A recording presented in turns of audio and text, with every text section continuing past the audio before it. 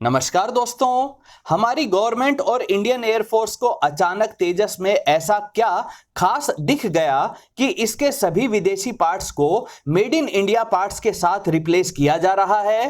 तेजस के radome, radar, ejection seat, missiles और यहां तक कि टायर्स में भी क्या बदलाव किए जा रहे हैं, ये सारी डिटेल्स जानेंगे इस वीडियो में। नमस्कार दोस्तों, मेरा नाम है अमित और मैं स्वागत करता हूं आपका अमित अपडेट्स चैनल पर। तो चलिए दोस्तों शुरू करते हैं। तेजस जेट को एक हल्के पॉइंट डिफेंस वाले मिग 21 को रिप्लेस करने के लिए बनाया जाना था। इसे हिंदुस्तान एरोनॉटिक्स लिमिटेड यानी एक तरह से कह सकते हैं कि एक सरकारी कंपनी द्वारा बनाया जाना था। तेजस से पहले हमने जो खुद से अपना फाइटर जेट बनाया था यानी HF-24 मरूत, वह ज्यादा सक्सेसफुल नहीं रहा था। हमारे पास अच्छे एरोनॉटिकल इंजीनियर्स भी नहीं थे, तो एरोस्पेस इकोसिस्टम भी तैयार नहीं है। फिर अलग अलग गवर्नमेंट्स ने फंड्स को रिलीज करने में देरी की। इंडियन एयरफोर्स के अधिकारी भी तेजस प्रोग्राम की जगह पर विदेशी फाइटर जेट्स खरीदने में ज्यादा इंटरेस्ट दिखा रहे थे। अमेरिका अलग अलग बहाने लगाकर, कभी इंजन्स पर सैंक्शन लगाकर डिले करवा देता है। तो इतनी नेगेटिविटी के बीच तेजस का एक अच्छा फाइटर जेट बन पाना बहुत मुश्किल लग रहा था। इसीलिए ना ही गवर्नमेंट और ना ही एयरफोर्स को इससे ज्यादा उम्मीदें थी। लेकिन तेजस बना। इसके डिजाइन को पूरी तरह से भारतीय एनवायरनमेंट के लिहाज से ऑप्टिमाइज्ड किया गया। यानी जो फाइनल प्रोडक्ट तेजस फाइटर जेट के रूप में सामने आया, वह जितनी उम्मीद थी उससे कहीं ज्यादा अच्छी परफॉर्मेंस और सेफ्टी रिकॉर्ड वाला साबित हुआ। शुरू में कोशिश की गई कि जितना हो सके उतनी टेक्नोलॉजीज को खुद बना लो, बाकी टेक्नोलॉजीज दूसरे देशों से खरीद कर इन्हें असेंबल कर लेंगे। यानी कहने को तो यह इंडियन फाइटर जेट होगा, लेकिन इसका engine, radar, avionics, jammers, missiles, ejection seat, यहां तक कि टायर्स भी दूसरे देशों से मंगा लेंगे। लेकिन जब तेजस ने अपनी परफॉर्मेंस, अपनी कैपेबिलिटी से सबका ध्यान, खास तौर पर गवर्नमेंट व इंडियन एयरफोर्स का इंटरेस्ट अपनी ओर जनरेट किया, तो सभी स्टेक होल्डर्स को समझ आया कि हमारे पास तो एक्चुअली काफी अच्छा प्रोडक्ट है। और इसके दूसरे वेरिएंट्स जैसे कनार्ड विंग्स वाला तेजस MK2, 2 इंजन वाला नेवल तेजस यानी TED-BF, स्टेल्थी 5th जनरेशन का M का भी बनाए जाने की पॉसिबिलिटी बन पाई। तो HAL तेजस को एक विदेशी पार्ट्स को असेंबल करके बनाए गए जेट से पूरी तरह से इंडियन फाइटर जेट के रूप में डेवलप करने में लग गया। यानी एक तरह से ये तेजस के पीछे ही पड़ गए। अब तेजस को सिर्फ मिग 21 के रिप्लेसमेंट के रूप में नहीं, बल्कि एक बेहतरीन मल्टी रोल फाइटर जेट के रूप में डेवलप करने की प्रोसेस शुरू हो गई। दोस्तों, अब एक एक करके जानते हैं कि इस इंडियन फाइटर जेट को वास्तव में इंडियन कैसे बनाया जा रहा है। यह है सबसे आगे का हिस्सा यानी रडार कोन नोज। इसे अभी तक ब्रिटिश कंपनी कोबैम से मंगाया जाता था। यह हिस्सा मेटल से नहीं बनाया जाता है ताकि रडार की वेव्स को ठीक से एमिट किया जा सके, और जब ये रडार वेव्स दुश्मन के फाइटर जेट से टकराकर वापस आए तो बिना किसी रुकावट के इन्हें अपने फाइटर जेट का रडार रिसीव कर सके। इसी तरीके से दुश्मन के फाइटर जेट्स को ट्रैक किया जाता है। अब भारत के इंजीनियर्स ने भी क्वार्ट्ज फाइबर के रूप में अल्ट्रा प्योर ग्लास फाइबर तैयार कर लिया है, जिससे जल्दी ही नए बनने वाले तेजस 1A जेट्स में made in India radar nose cone देखने को मिलेंगे। रडार कोन के अंदर है फाइटर जेट का रडार।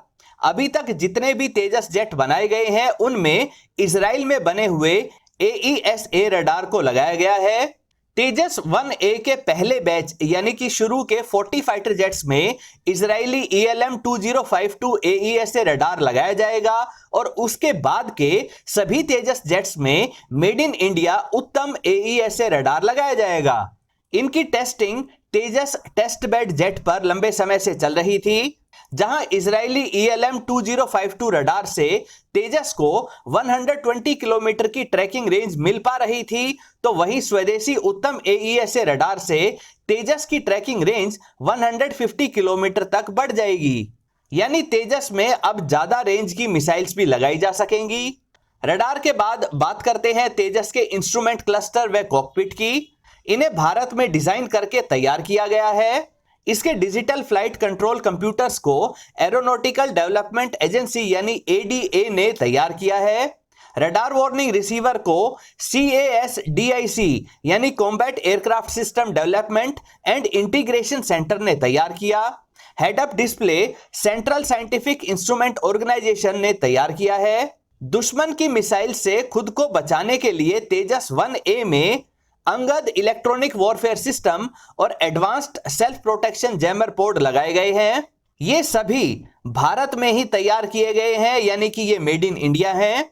पायलट्स को कई घंटों तक तेजस जेट को उड़ाते रखने के लिए ऑनबोर्ड ऑक्सीजन जनरेशन सिस्टम लगाया गया है, जिसे defence bio engineering and electromedical laboratory यानी DEBEL ने तैयार किया है। तेजस जेट में डिजिटल मैप जनरेटर के साथ साथ दुश्मन व अपने फाइटर जेट को अलग अलग पहचानने के लिए advanced identification friend and foe system भी लगा दिया गया है। तेजस में अभी जो हेलमेट माउंटेड डिस्प्ले इस्तेमाल किए जाते हैं वे इजराइल से खरीदे गए हैं। जल्दी ही इन्हें भी मेड इन इंडिया HMD से रिप्लेस कर दिया जाएगा। दोस्तों, पायलट्स को क्रैश या मिसाइल हिट होने की कंडीशन में फाइटर जेट से बाहर निकालने के लिए इजेक्शन सीट का इस्तेमाल किया जाता है।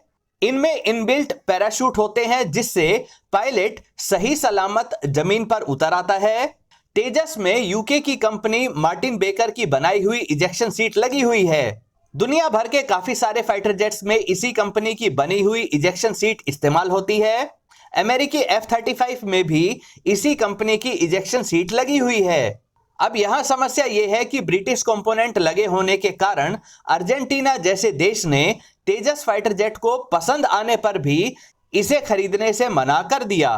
अर्जेंटीना के यूके के साथ अच्छे रिलेशंस नहीं हैं।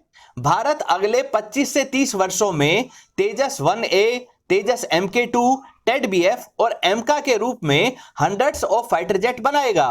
इसलिए अब UK based Martin baker company के ऊपर डिपेंडेंट ना रहते हुए भारतीय इंजीनियर्स खुद की इजेक्शन सीट तैयार करने में लगे हुए हैं। जल्दी ही यह पार्ट भी विदेशी नहीं रह जाएगा। तेजस में फिलहाल जो इन फ्लाइट रिफ्यूलिंग प्रोब लगी है वह ब्रिटिश कंपनी कोबैम द्वारा सप्लाई की जाती है। इसे भी जल्दी ही रिट्रैक्टेबल रिफ्यूलिंग प्रोब से रिप्लेस किया जाएगा, जो भारत में ही तैयार की जा रही है। इसकी खास बात यह है कि जब इसकी जरूरत नहीं होगी तब इसे मोड़कर फाइटर जेट के एयरफ्रेम में छिपा दिया जाएगा। तेजस को ज्यादा मैन्यूवरिंग और रिलायबल बनाने के लिए भारत में तैयार किया गया फ्लाई बाय वायर सिस्टम लगाया गया है। तेजस का ज्यादातर एयरफ्रेम कंपोजिट मटेरियल से बनाया गया है, जो मेटल के मुकाबले ज्यादा मजबूत और हल्का होता है। साथ ही यह रडार वेव्स को ज्यादा रिफ्लेक्ट नहीं करता है, जिससे तेजस का रडार क्रॉस सेक्शन भी काफी कम है। इसी कारण इसे दुश्मन के फाइटर जेट्स आसानी से ट्रैक नहीं कर पाते हैं। तेजस के एयरफ्रेम की लगातार टेस्टिंग चल रही है और जल्दी ही इसे 8000 आवर्स की सर्विस लाइफ के वेरी हाई स्टैंडर्ड तक पहुंचा दिया जाएगा। दुनिया भर के सिर्फ गिने चुने फाइटर जेट ही इतनी लंबी सर्विस लाइफ की कैपेबिलिटी रखते हैं। तेजस जेट में लैंडिंग के समय एडिशनल ब्रेकिंग के लिए ड्रॉग पैराशूट की फैसिलिटी भी है। इस सिस्टम को भी भारत में ही तैयार करके तेजस में लगाया गया है। तेजस फाइटर जेट के टायर्स भी अभी तक अमेरिकी कंपनी डनलप टायर्स द्वारा सप्लाई किए जाते थे, लेकिन अब भारतीय कंपनी MRF ने फाइटर जेट के टायर्स बनाने शुरू कर दिए हैं। तेजस जेट के साथ MRF टायर्स के ट्रायल्स चल रहे हैं और जल्दी ही इनमें अमेरिकी डनलप टायर्स की जगह स्वदेशी MRF टायर्स लगने शुरू हो जाएंगे। दोस्तों, तेजस को पूरी तरह से भारतीय फाइटर जेट बनाने में सिर्फ एक बड़ी प्रॉब्लम आ रही है और वो है हमारे पास अपना फाइटर जेट इंजन का ना होना। तेजस 1A में अमेरिकी F404 व तेजस MK2 में F414 इंजन्स लगाए जा रहे हैं। अब समस्या यह है कि इनकी सप्लाई स्लो करके अमेरिका तेजस 1A की डिलीवरी को रुकवा देता है। अभी हाल फिलहाल में भी यही समस्या आ रही है। इस समय अमेरिकी GE कंपनी F404 इंजन को बहुत ही कम संख्या में बना रही है, जिससे इसकी सप्लाई समय पर ना होने की वजह से नए तेजस फाइटर जेट बनाने में समस्या आ रही है। स्वदेशी कावेरी इंजन समय से तैयार नहीं हो पाया, जिस कारण इसे तेजस प्रोग्राम से अलग कर दिया गया था। इस समस्या को भी दूर करने के लिए कावेरी इंजन के 8 ड्राई थ्रस्ट वेरिएंट इंजन्स को गोदरेज एरोस्पेस से बनवाया जा रहा है। फिर इनमें एडवांस्ड आफ्टर बर्नर सेक्शन जोड़कर कावेरी इंजन के थ्रस्ट आउटपुट को 90 किलो न्यूटन तक बढ़ाने की कोशिश हो रही है। अगर यह कोशिश सफल हो जाती है तो तेजस 1A में आगे चलकर यही 90 किलो न्यूटन वाला कावेरी इंजन लगाया जा सकेगा।